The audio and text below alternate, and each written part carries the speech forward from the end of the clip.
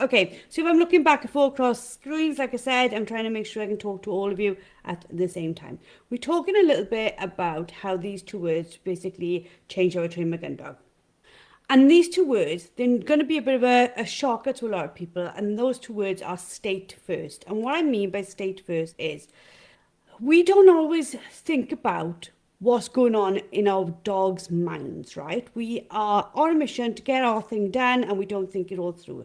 So before I go into a little bit, I want you to in the comments so that I know that everybody's working to tell me your dog's breed and their age, right? Pop just the dog's breed and your age in there so I can see what type of dogs we're working with, what ages they are, etc. And we can see what we got going on.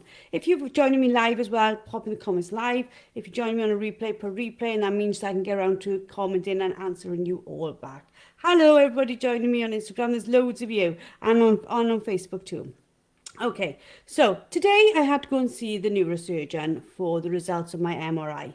Now, I've been going to do this for 16 years. It's never a nice visit. I go in, they say whether my brain tumor has grown a little bit or hasn't. Now, if you don't know me, don't know my story, I'll tell you very, very quickly. In 2010, December, they found a massive brain tumor. A couple of days later, I had a huge operation to get rid of it, and it grew back. And then they took it out again in 2017 and it grew back. So this has been a challenge I've been going on with for quite a while, okay? And the reason I want to talk to you about that with regards to state first is my husband knows there is no point in the world trying to have a serious conversation with me today or a conversation he wants me to remember. He looks at me and knows that my state is not in a place in where I am going to learn or absorb. Okay, he's not trying to teach me tricks, I promise. But what he is trying to do is know that where am I in my thought process, in my mindset, and is that a point, a place where he can have a conversation with me? And if you have known and seen this in your own families, like when they are distracted, like really distracted, they are not going to be in a position where they can take things in. Give me some thumbs up or some yes or some little brains or wherever you want to give me, because our dogs have something very similar too. And by state first, I mean, like, knowing the context. We talked yesterday about calm being a skill, not a personality trait, a state. And this is what we're going to build on top of that today. Okay, so yesterday, after discussing that, I wanted to go a little bit more deeper in this. And we don't talk a lot on here live about my book. We've got a book called The Thoughtful Dog Trainer, and we talk about something called ETRO squared, right? And basically, it's about our environment, our thoughts, our emotions, our responses, and our outcomes. And it's squared because it happens for both you and for your dog. E is environment. Keys, kettles, all the stuff we talked about yesterday, the kids, getting dogs are bred to notice, to move. And if the room shouts action, the dog will follow. And we tend to be able to switch off very quickly. We're very aware of our environment and quite easily available to change states on the majority. Like today, I couldn't change state very easily at all. But on the majority, we can. The dog has to be taught to do that. Just a little bit like we were taught to do it. So remember, we went to school and they were like, don't fidget, sit calmly. All those things were training us to be calm, to switch off, to settle down. And if you think how long our teachers worked with us on getting us to do that right, like, it wasn't a really quick process. But we have pups and we think, right, I need this pup to be really like calm in a few weeks' time. And it's an impossible request for them, okay? Because the environment is lively all the time and they pick up on that. T is for our thoughts. So we tend to think lots of things every single day. We all know that. We tend to think about things like, what are we going to get for dinner? What have we done the washing? All millions and millions of things. Have we sorted out a bill? Have we done this thing for work? Have we booked the car in to have an MOT? We've got all those things going on in our heads. And we know our dogs don't have those thoughts, but they do have thoughts of their own. And sometimes there can be this like miscommunication. We think the dog is doing something on purpose. We touched on this yesterday, and the dog isn't thinking that at all. The dog is self-serving because that's what dogs are. They're very lovely. They spend lots of time with us. They're our best friends. But what they need and what they want tends to be quite high in the pecking order of what they want to do next. They live in the present. They're not thinking, oh, well, I annoyed her with this last week, so I better not do it again. And they're not thinking, oh, in the future, she might not want me to do that. They're very much in the present and they're self-serving and not from a bad place. It's not from a nasty place or an angry place. It's come from a place of they're dogs. That's what they're meant to do. And we tend to misread what they're doing and why they're doing it. And our dogs then can't really read us. They're very good at reading us, but they can't really read us if our thoughts are giving off vibes, for want of a better word, that we are angry, that we are upset, that we aren't feeling really chilled out with them. So they tend to look like, what's happening? What's going on with them? You know, we talk in our group lots about balancing both ends of the lead, making sure that the dog is working in one way and we are working with them. So we've gone through our emotion, we've gone through our thoughts, and then, we've gone through the environment, we've gone through our thoughts, but then we've got to get to our emotions. Our emotions can be read on us or not read on us. And what I mean by that is if I'm like really, really stressed, like today, you could probably pick up my emotional feelings, like a bit of a tight chest, a bit of a shallow breathing, didn't look like really myself, or didn't look relaxed in the environment I was in. And emotional contagion is real.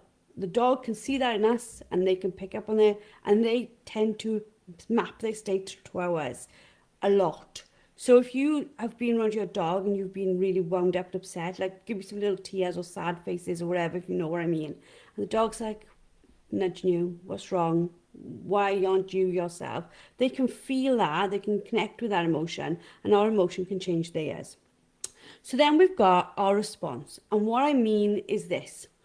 You start getting really like sharp with the dog. Like, you know, instead of like, Arthur, come here, boy. Like I'm talking about my puppy now. Come on, Arthur. Instead, you're like, Arthur. And he's like, oh, something's changed.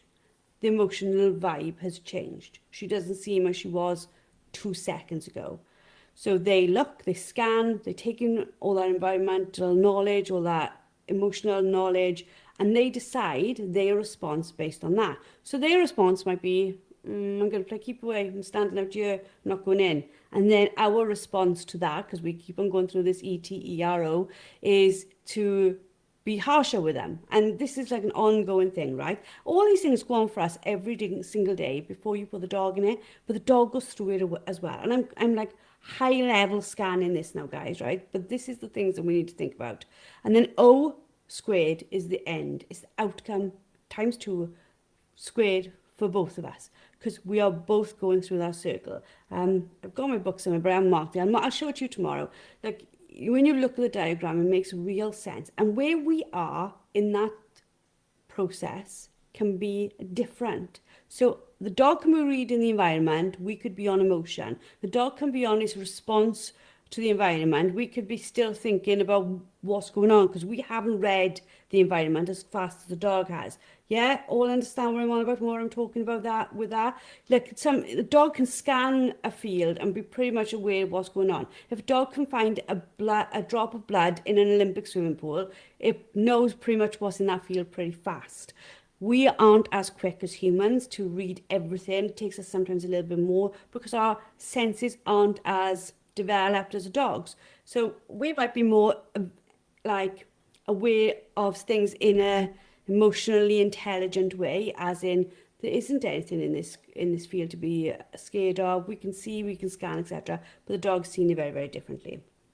And what happens is people really get stuck in this loop, okay? And they compete.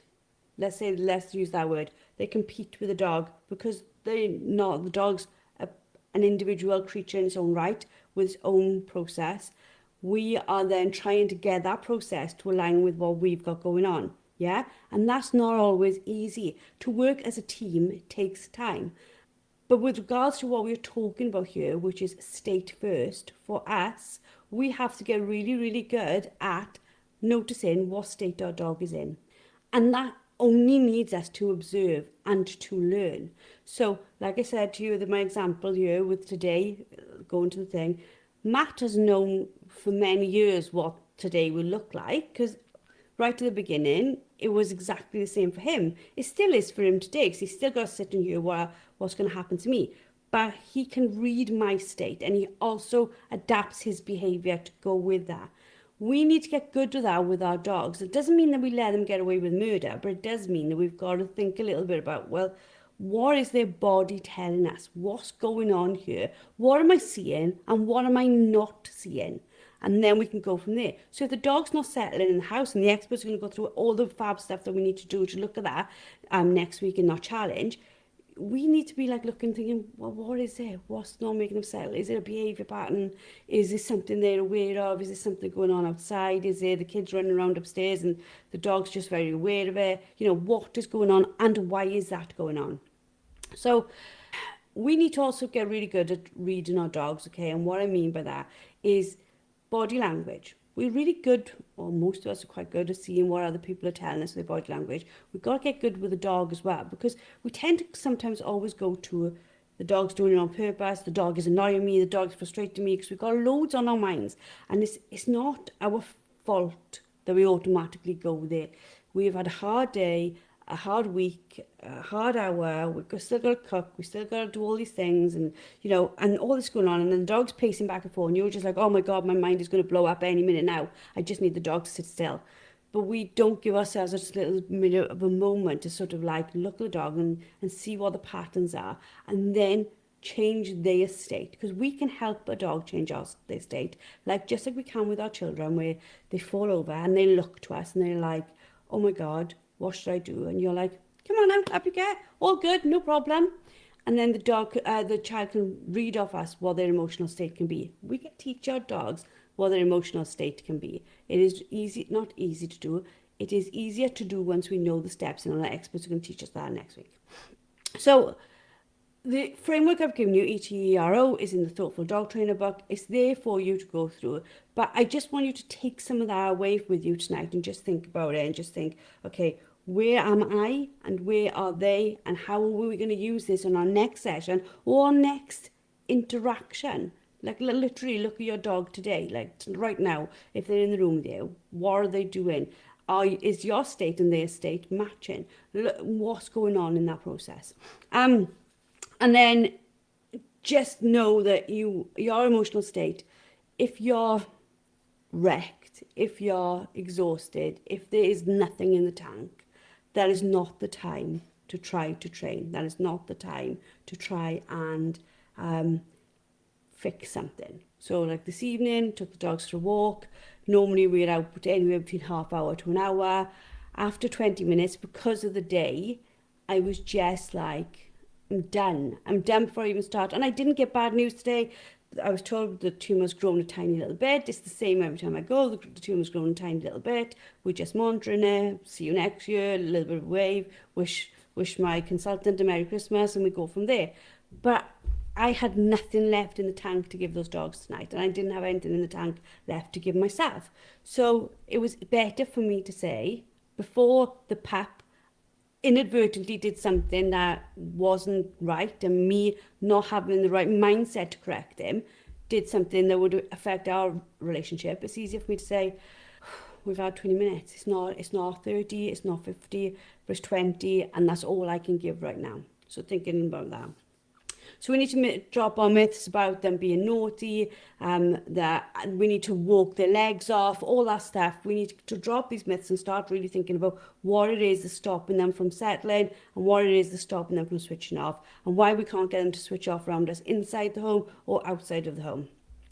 Tomorrow, join me for our next live. I hope you're enjoying them. Give me some thumbs up, some yeses, some little clappies, whatever you want to give me. If you're enjoying them. Tomorrow night we go on another one, another 15 minutes. Oh, sorry, I tell a lie. It's not tomorrow night. Tomorrow I'm going to do it at lunchtime, so that the people in the middle of the day who might not be able to see us in the evening can see it. And also because tomorrow night our members have their calls. So tomorrow night our members have new member orientation, and they also have their Ask Us Anyway. Ask Us Anything. So I don't want them to break that at all. I want to make sure that I'm there for them. So we're going to be doing this at 1:30, but we will record it, and we will be able to like leave it there for you as a replay. We're putting it on YouTube as well. These little mini sessions are not going anywhere. We'll also put it on the podcast as well, so they're there. If you want to join us next week for a Switch Off and Settle Down challenge, there are 1,823 of you booked in at the moment. It's absolutely bonkers. I literally think this will be one of the biggest challenges we've ever had, and we are super, super excited. Normally, I don't say the number because I don't like to scare the experts, because they are amazing at what they do, but, you know, it's a big crowd to perform in front of, really, isn't it? Like 1,800 people in a room would be quite shocking for anything, but they are absolutely brilliant at what they do. At 1 or 1:30, please. Let me tell you, I've written it down in my diary, because I can't remember anything if I don't. 1 o'clock. We're at 1 o'clock tomorrow, and we're going live there. So remember, your dog's not broken, okay? Right? It's not broken. You're not broken. There is a way forward. As sometimes we look at our dogs, sometimes I read the emails I get from you guys, and you are so overwhelmed and so upset, and you feel guilty that you're letting the dogs down.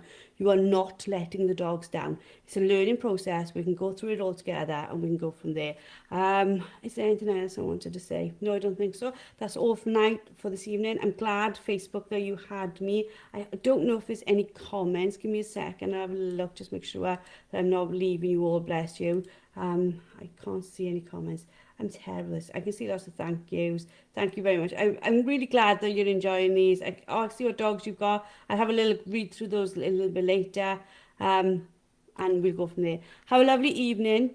Watch your dog. Watch their state. State first. Remember that every time you're out and you're thinking, oh, what's going on here? State first. And we shall speak to you all tomorrow, 1 o'clock. Good night. See you all. Bye. Goodbye, Facebook.